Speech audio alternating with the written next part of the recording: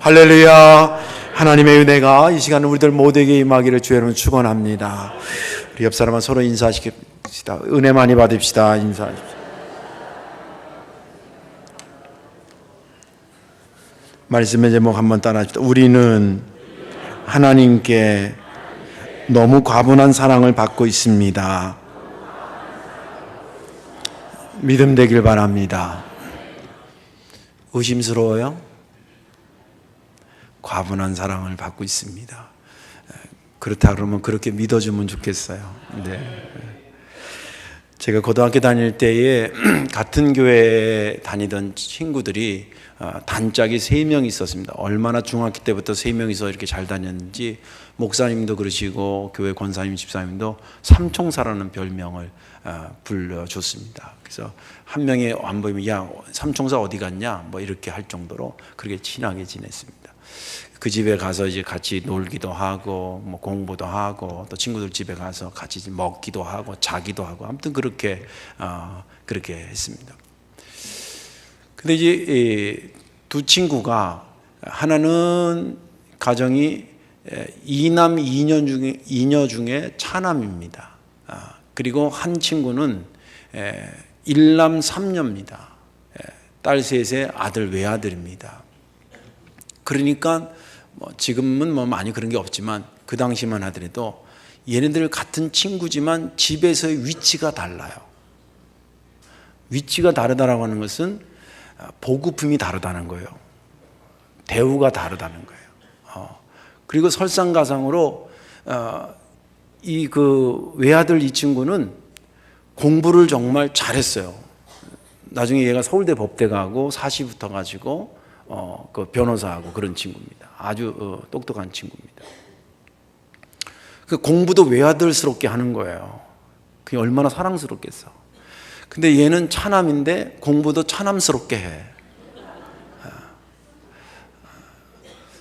죄송합니다. 차남들 다 가면 못하는 게 아니라 그 스포트라이트를 그렇게 못 받을 정도로 했단 말이에요.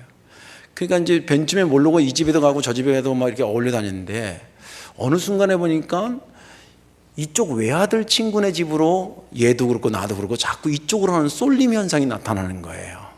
왜 그럴까 하니까 나오는 게 달라. 예전에 밥을 먹더라도 이 집 가면 차남한테 주는 밥을 먹고요. 근데 이 집에 가면 외아들이 먹는 밥상을 받아. 그러니까 그게 뭐 생각한 게 아니라 그냥 그렇게 쏠려 가는 거예요.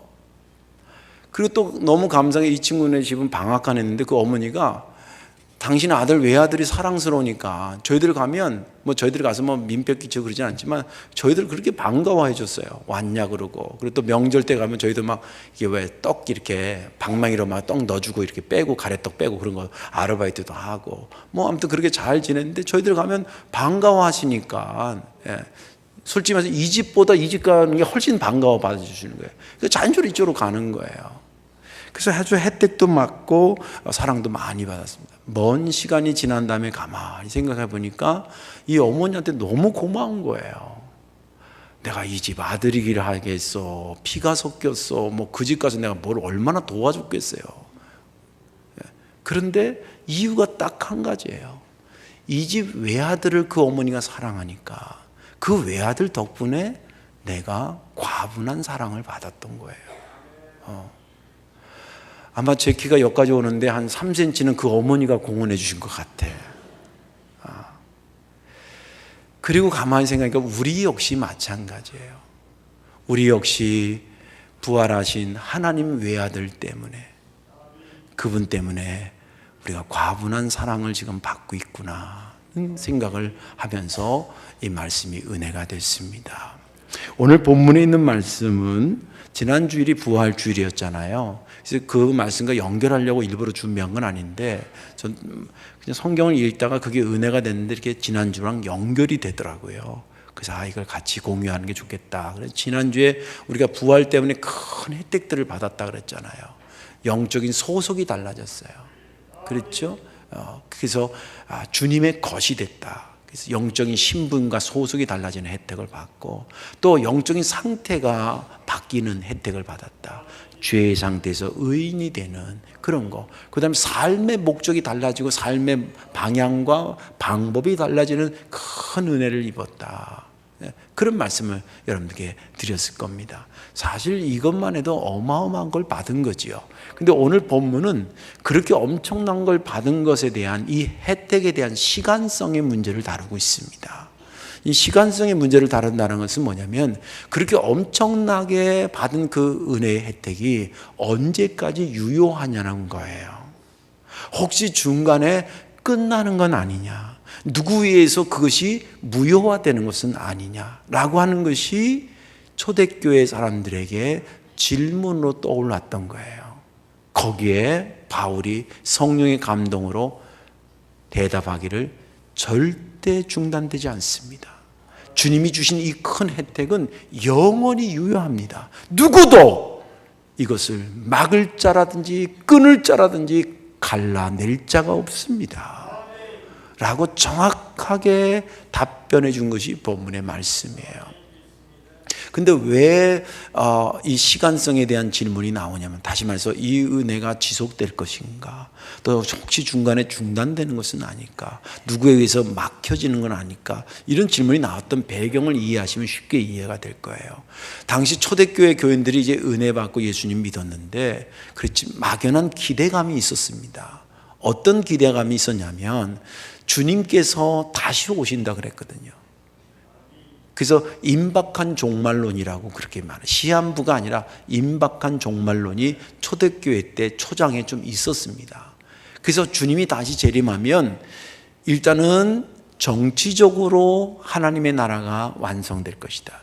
로마가 우리를 통치하니까 그들을 물리치고 하나님의 나라를 만들 것이고, 또 종교적으로도 모든 사람들이 주님 앞에 머리를 쓰고 믿음의 사람들, 쉽게 얘기하면 전 세계가 복음화될 것이다. 그런 막연하지만 그런 기대치를 갖고 있었습니다.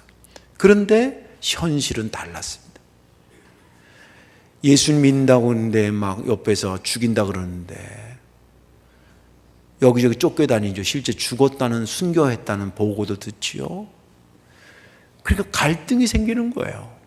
거기가 어떤 게 아니, 주님이 우리를 당신의 소속으로 바꿔주시고 죄의 상태에서 의의 상태로 만들어주시고 삶의 목적을 바꿔주고 이 은혜 받은 것은 분명한데 지금 이게 중단되는 것 같은 느낌이 드는 거예요. 한두 명씩 고개를 갸우뚱하는 사람이 생기고 급기야는 기독교 공동체를 자기의 기준에서 봤을 때 이게 아니다 그래서 교회를 떠나는 사람까지 생겼던 것입니다. 그러니 그걸 바라보고 있던 바울이 얼마나 마음이 안타까웠겠어요. 예전 목사가 이게 예수 믿으면 영적으로 반드시 복받고 좀만 견디면 승리하게 되는 걸 보는데 그걸 못 견뎌가지고 그냥 한 1년 믿어보니까 수중에 있는 돈이 막 3배, 4배로 뿌는 것도 아니고 뭐 자식이 대학을 팍팍 붙는 것도 아니고 남편이 더 사랑스럽게 자기한테 다가오는 것도 아니고 에이 이거 믿어도 소용없는가 보다. 그리고 나가는 그 교인의 뒷모습을 보면서 목사가 애끓는 것 같은 심정이 바울에게 있었던 것입니다. 그걸 성령께서 해서 오늘 본문을 기록하게 하셨던 겁니다. 오늘 여기 본문 31절에 보면 그런즉 이 일에 대하여, 이 일이 어떤 일이냐면 그 앞에 사실은 소개를 해요. 하나님께서 독생자 예수 그리스도를 통해서 십자가에 지고 그리고 부활해서 구원받은 자들을 부르시고 그들을 의롭다고 칭하시고 그리고 그들을 영화롭게 하셨다는 거예요. 다시 말해서 우리가 은혜 받고 아까 말한 부활의 혜택들을 다 받았다는 거예요. 근데 상황이 자꾸 이것이 중단되는 것 같은 느낌의 상황이 벌어지고 갈등하니까 그것을 대적하니까 바울이 말하기를, 성령 감동에서 말하기를 누가 너희들을 대적할 수 있겠냐는 거예요. 독생자 예수 그리스도까지 허락하신 하나님, 그 아들을 희생해서 우리를 사신 하나님께서 우리를 포기할 수 있겠냐는 거예요. 누가 너희들을 고발할 수 있겠냐? 내가 그 사람이 의인되고 죄가 없다고 내가 선언했는데 누가 감히 그 사람을 죄인이라고 그러겠냐, 정죄하겠느냐. 믿음의 자존감이 살아나기를 주의 이름으로 축원합니다. 예수 믿는 것은 비굴한 짓이 아니야. 안 믿는 게 잘못된 거지. 아유, 예수 믿는 것들이 저 왜 이렇게 죄 지으면 안 되지만 그런 얘기 들을 때 스스로 그렇게 생각하세요. 주님, 내가 예수 믿어서 요 정도인데 안 믿었으면 오직했을까? 감사해요. 내년에는 좀 더 나아진 사람 되게 해주세요. 예수 믿어도 실수하는 게 있잖아요. 주님이 무죄라고 선언하는데 누가 너희들을 고발하겠냐는 거예요. 독생자 예수 그리스도 내가 이 땅에 보내서 그가 부활해서 승천한다면 내 우편에 앉아서 지금도 너희들을 위해서 탄원하고 있는데 누가 너희들을 고발하겠냐는 거예요. 누가 너희들과 나의 관계를 끊을 수 있겠냐는 거예요. 내가 이렇게 그리스도의 사랑 안에서 너희를 꽉 붙잡고 있는데 환난이나 기근이나 핍박이나 어떤 피조물이 세상에 내 손에서 너희들을 빼앗아갈 수 있다고 말하는 거냐는 거예요. 웃기는 소리 하지 말라는 거예요. 너희들 무효되지 않는다는 거예요. 중단되지 않는다는 거예요. 그 혜택 취소되거나 무효화되지 않는다는 거예요. 시간이 지나 지금이나 장래일이나 앞으로도 시간이 지나도 영원히 내가 너를 사랑하고 내가 너를 붙잡은 것은 변질되지 않는다고 말씀하신 것이 본문의 말씀입니다. 저는 지난 주간에 이 본문을 보면서 34절이 그렇게 은혜가 됐어요. 누가 정죄하리요? 죽으실 뿐만이 아니라 다시 살아나신 이는 그리스도 예수시니 그는 하나님 우편에 계신 자여 우리를 위하여 간구하시는 자시니라. 이 간구를 영어 성경에 보면 interceding이라 해서 내적인 탄원을 얘기해요.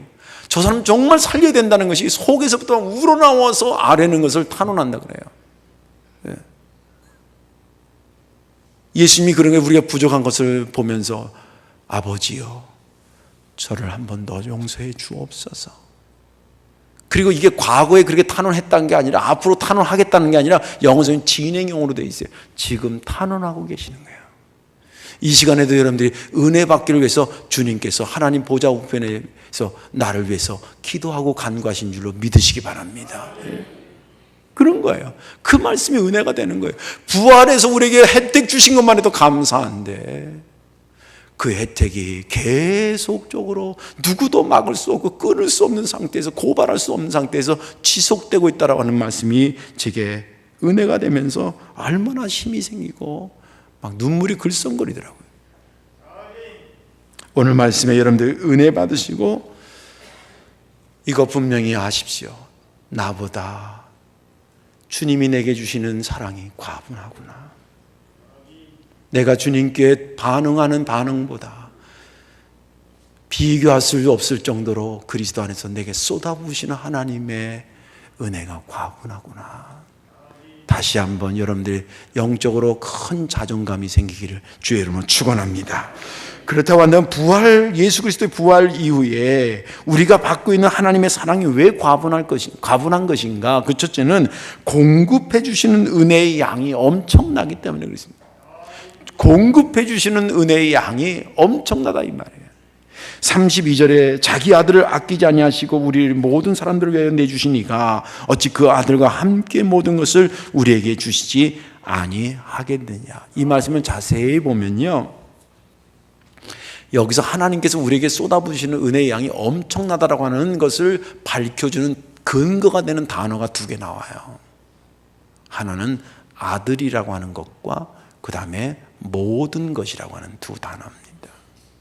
사실은 아들이라고 하는 단어 하나만 생각해도 측량할 수가 없어요. 그리고 오늘 본문에도 예수 그리스도를 주사 이렇게도 할 수 있겠는데 아들을 줬다라고 하는 말로 그 반어를 바꾼 것은 예수 그리스도가 하나님에게는 너무 소중한 존재라고 하는 것을 단어적으로 표현한 거예요. 하나님에게 있어서 예수 그리스도 어마어마한 존재입니다. 값으로 환산할 수 없는 존재입니다. 한번 생각해 보세요. 나한테 내 자식이 얼마짜리요? 예? 손장로님한테 손동규 집사가 얼마짜리요? 묻는 질문 자체가 틀린 것 아니에요. 예. 여러분들 부모가 자식 사랑하는 거 유별난다 뭐 이런 말 할 거 없어요.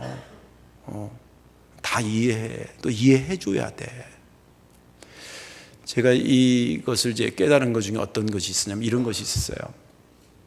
제가 그 목회 초년에 이제 결혼해서 얼마 안 돼서 개척교회인데 저희도 어려우니까 서울의 홍제교회에서 이렇게 지원을 받았습니다.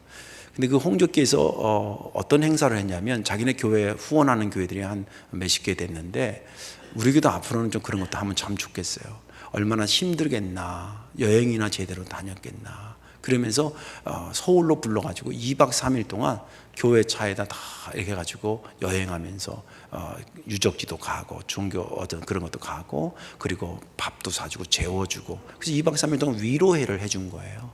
근데 저도 이제 그때 화성에서 있을 때 갔고 거기 온 남자 목사님 중에 한 분이 충북 음성인가 어디서 목회하는 목사님이 왔었어요. 이제 뭐 한 하루 이틀 2박 3일을 기억하는데 이제 같이 지내고 같이 먹으니까 정도 좀 들고 저녁 되면 이제 목회 얘기도 서로 이렇게 하다가 정말 가슴 절절한 얘기를 하나 들었어요.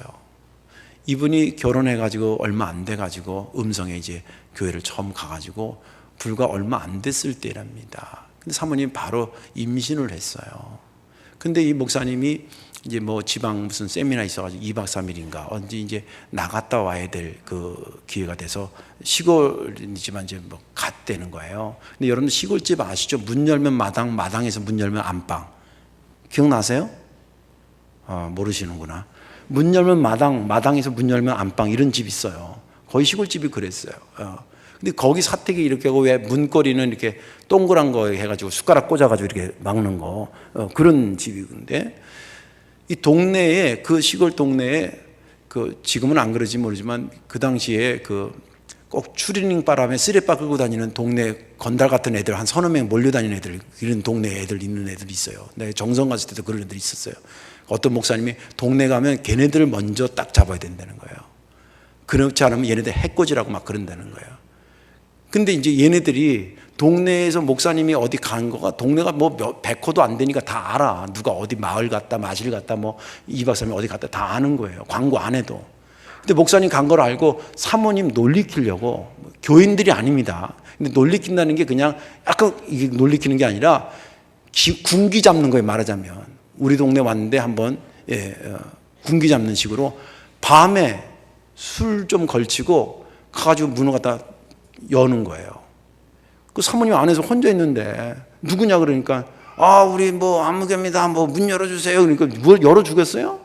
다다다다 그러니까 안 된다고 붙잡고 막 용을 쓰고 이러다가 이제 1시간인가 있다가 간 거예요. 그리고 나서 남편이 왔는데 부인이 너무 용을 써가지고 힘이 들고 열나고 뭐 이러더니 병원 갔더니 그 애기 임신했는데 유산이 낸 거예요. 근데 그 목사님 표현 그대로 저는 원래 이런 험악한 말을 안 하는데 그대로 표현하면 자기가 가서 때려 죽이고 싶더래. 근데 그 사람 때리면 죽겠더라고요. 나보다 키가 컸고 등치가 컸어요. 그 목사님이. 우리 박장근 성도님 같았어. 그 주먹이 있다마는 진짜요. 근데 차마 자기가 목사니까 그러지 못했는 거예요. 근데 막 억울하니까 피가 거꾸로 쏟는 거지. 그것도 첫째 애가 그렇게 됐으니까. 몇 날을 기도하는데 하나님께서 마음에 그렇게 말씀하시는 것 같다는 거예요. 야, 네가 참 마음이 아프구나. 네 아들이 이 땅에, 네 자식이 이 땅에 나기 전에 유산돼서 네가 그렇게 아픈데 나는 내 아들 이 땅에 보내서 너 위해서 십자가 지게 했단다. 그러더라는 거예요. 그래서 그전에는 뭐 교리적으로 예수님이 이 땅에 오셔서 십자가 달려 돌아가시고 하나님의 외아들이시고 어쩌고 막 했는데 자기가 그걸 겪고 나서 하나님이 외아들을 이 땅에 보냈다는 것이 이게 보통 일이 아니라고 하는 것을 아주 온몸으로 느꼈다는 거예요. 그 얘기를 하면서 눈물이 글썽글썽하는데 저와 거기 있었던 몇몇 목사님들이 몇십 년이 지났는데 지금도 머릿속에 그대로 기억이 날 정도로 강인하게 그 얘기가 들어요. 그게 아들이에요. 그게 아들이에요. 그게 자식이라고. 그 아들을 주셨다는 거예요, 우리를. 근데 오늘 본문은 거기서 멈추지 않는다는 게 우리의 깜짝 놀랄 사실인 겁니다. 거기서 멈추지 않고 뭐라 그러냐면 32절 다시 보세요. 자기 아들을 아끼지 아니하시고 우리 모든 사람들을 위하여 내주신 이가 어찌 그 아들과 어떻게 함께 모든 것을 우리에게 주시지 아니하겠느냐. 아니, 그런 아들 하나만 우리에게 주신 것만 해도 우리가 감당할 수 없고 쳐다볼 수 없는 부끄러운데 하나님은 그 아들과 함께 모든 것을 주신다는 거예요. 모든 것을 알아보기 이전에 그렇게 더 모든 것을 주신다는 말 자체에 벌써 감동이 되는 거예요. 이게 감동이 안 되는 사람은 정말 나쁜 사람이에요.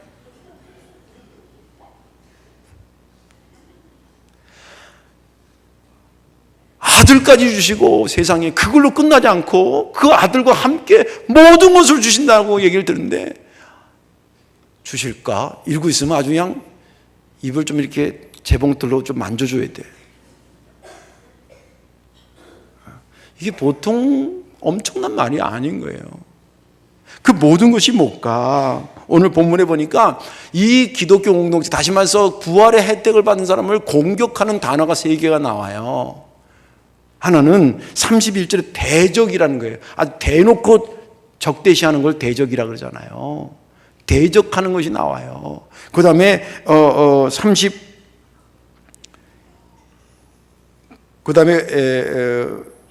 33절에 보면 고발한다는 내용이 나와요. 고발한다는 내용. 그리고 35절에 보면 끊어버린다는 얘기가 나와요. 하나님하고 우리가 그 은혜 가운데 있는데 대적한다, 고발한다, 끊어버린다는 얘기가 나와요. 그때마다 하나님께서 탁 나타나서 무슨 말이냐? 누가 함부로 건든다는 거야? 누가 대적한다는 거야? 나와보라 그래. 그렇게 말씀하시고, 누가 죄인이라고 고발하는 거야? 내가 죄가 다 씻었다고 용서하는데. 이거는 죄 많이 짓자, 마음대로 짓자 이런 말이 아니에요. 누가 끊는다 그러는 거야? 내가 꽉 붙잡고 있는데. 그런 말씀을 하시는 겁니다. 그 외의 것도, 여기 외에 그거 외에도, 그것만 해도 감사한데 그거 외에도 모든 것 안에는 지금 우리가 소유하고 있는 모든 것이 있어요. 제가 부끄럽지만 저의 얘기를 하자면, 저 예수 믿은 것만 해도 감사한데 일생을 이거 증거하라고 목사로 부르셨어요. 또 그거를 도와주라고 예쁜 아내도 붙여주셨어요. 저희들하고 얼굴은 다르지만 아들 2을 주셨어요. 들을 귀 있는 자는 들을지어다. 그리고 여러분들을 만나게 하셨어요. 보세요. 여러분들과 제가 무슨 근거로 만날 수 있는 거예요? 혈연적이에요? 사는 지역이 같았어요? 옛날 고향 사람이었어요? 여러분들이 나한테 무슨 신세를 줬어요? 내가 여러분들에게 신세를 줬어요. 제가 여러분들 만난 것이 이렇게 행복인데, 모르겠어요. 여러분들이 저를 만난 게 괴로움인지 행복인지 모르겠지만 그건 여러분들의 몫이지만 저는 착각을 잘하는데 행복하다고 생각해요. 이게 뭐냐, 이게 뭐해서 이렇게 됐냐, 이게. 모든 것은 결과는 원인이 있는 법인데 이 원인이 어디서부터 온 거냐? 우리가 예수님 때문에, 예수님 부활하신 예수님 만나고, 그리고 그 모든 것을 더하여 주신 은혜 때문에 우리가 지금 누리는 것 아닙니까? 이르니 과분하다고 말하지 않을 수 없잖아요. 저와 여러분들이 나이가 들은 사람도 있고 약한 사람도 있고 경제적으로 어려운 사람이 있고 못 배운 사람이 있다 하더라도 여러분들 주저하지 마십시오. 주님의 과분한 은혜를 받고 있는 여러분들임을 영적인 자존감이 살기를 주의 이름으로 축원합니다. 마지막 하나는 뭐냐면, 왜 주님이 우리에게 주시는, 하나님이 주시는 은혜가 과분하다 그러냐면, 공급해 주시는 은혜의 깊이가 엄청나기 때문에. 조금 전에 양이 엄청나고 지금은 깊이가 엄청나기 때문에. 오늘 본문 38절 39절 보세요. 내가 확신하노니 사망이나 생명이나 천사들이나 권세자들이나 현재일이나 장래일이나 능력이나 높음이나 깊음이나 다른 어떤 피조물이라도 우리를 우리 주 예수 그리스도 안에 있는 하나님의 사랑에서 끊을 수 없으리라. 이건 정말 대단한 선언이에요. 아무한테도 들을 수 있는 말이 아니에요. 오직 하나님만이 하실 수 있는 말씀이고, 예수님 믿었다는 그거 하나 때문에 받을 수 있는 대단한 선언을 우리가 들은 거예요. 이것이 얼마나 깊이가 있는 말이냐면, 세상 어떤 것도 나한테서 빼앗아 갈 수 없는, 내가 너희들을 사랑하는데 그냥 한순간에 스치다가 사랑하고 딱하니까 사랑하고 그 정도가 아니라는 거예요. 예수 그리스도를 통해서 내가 너를 사랑하기 때문에 누구도 내 손에서 너를 빼앗을 수 없다는 거예요. 그 깊이가 어마어마한 겁니다. 여러분, 세상에서 뺏지 못하는 것 몇 가지가 있어요. 그 첫째가 뭐냐면 애들 입속에 들어가 있는 사탕을 못 빼서. 한번 내가 장난삼아 뺏어보려다가 울고 난리 나가지고 아유 가져가라 다시 줬어. 내가 걔보다 키가 작고 힘이 모자라. 걔한테 사탕은 거의 생명과 같기 때문에 못 뺏어요. 또 한 가지 못 뺏는 것은 어머니 품에 있는 아들, 자식을 못 뺏어. 더 나아가서 그보다 더 뺏을 수 없는 게 하나님 품에 있는 우리를 못 뺏어. 그 깊이가 측량할 수 없기 때문에. 여러분, 출애굽 사건을 보십시오. 이스라엘 백성들을 애굽이 꽉 붙잡고 너희들 내 거야 임마, 어디 가려고 그래, 까불지 마. 그때 하나님께서 오셔서 모세를 통해서 말씀해요. 야, 풀어놔. 쟤네들 네 품에 있어야 될 자식들이 아니야. 내 품으로 와야 될 자식이야. 풀어놓으라니까 안 풀어줍니다. 10번 재앙하니까 할 수 없이 풀어줬지요.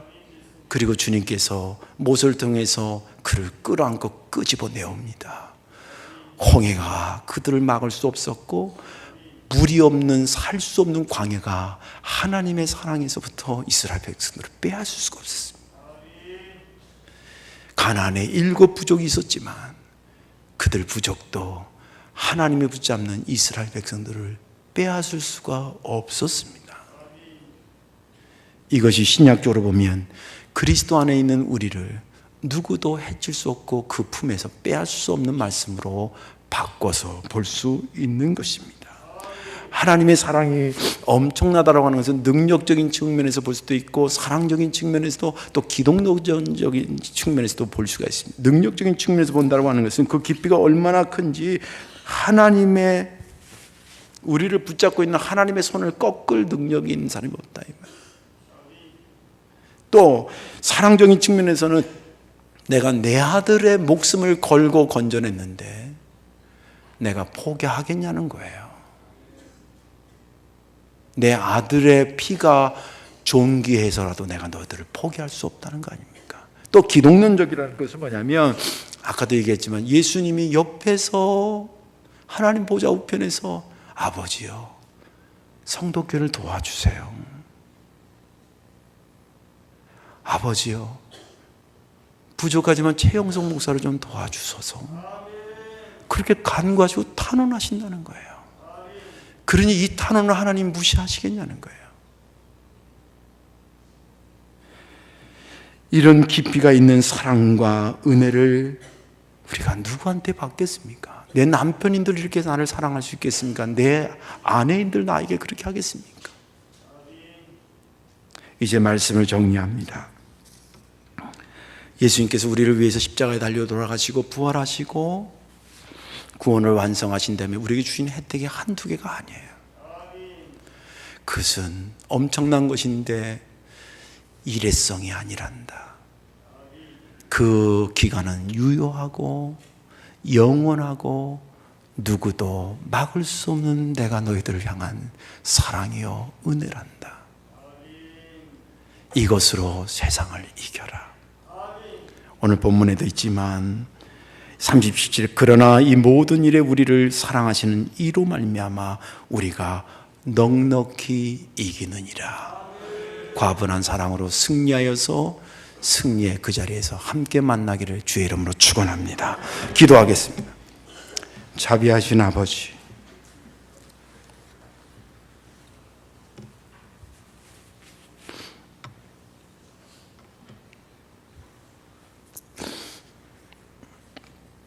정말 부끄럽기 그지없는 저희들입니다.